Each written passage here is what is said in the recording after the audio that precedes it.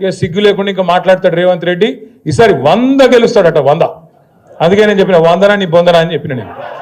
నిజంగా కూడా ఇప్పుడు మరి ఆయనకు నాకు ఇట్లా మాట్లాడేది ఇష్టం ఉండదు నిజానికి, కానీ ఆయనకు ఆయన భాషనే అర్థమవుతుంది.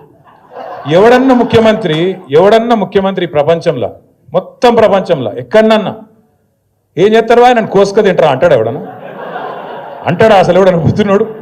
ఎవడన్నా ముఖ్యమంత్రి ఢిల్లీకి పోతే నేను దొంగను చూసినట్టు చూస్తున్నారు, చెప్పులు ఎత్తుకపోతాడేమో అని చెప్పి అపాయింట్మెంట్ ఇస్తలేరని చెప్పినోడు ఎవడు ఉన్నాడు ఇదివరకు? అందుకే నేను అన్నా, ఉత్తగానే అంటలేను, ఉత్తగానే ఆయన తిట్టాలనే నోటి తీటతో అంటలేను. ఎన్టీ రామారావుని చూసినాం, చంద్రబాబు నాయుడిని చూసినాం, రాజశేఖర రెడ్డిని చూసినాం, రోషయ్య గారిని చూసినాం, కేసీఆర్ గారిని చూసినాం, ఇవాళ ఈయన చూస్తాను. చూసినాక ఏమనిపిస్తుంది మరి?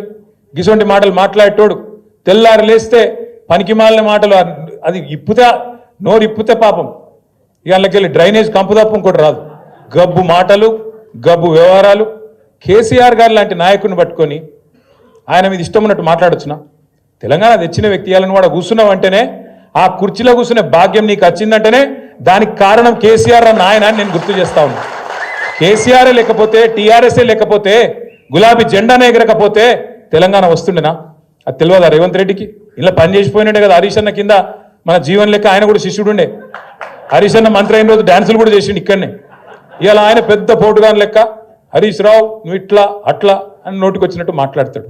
నేనేమంటున్నా అంటే అధికారం రాగానే ఎగిరెగిరి పడితే మేము కూడా ఉన్నాం 10 ఏళ్ళు మంత్రులుగా, కానీ ఎప్పుడు కిషన్ పనులు చేయలేదు కదా, ఇంత లేఖిగా మాట్లాడలే కదా.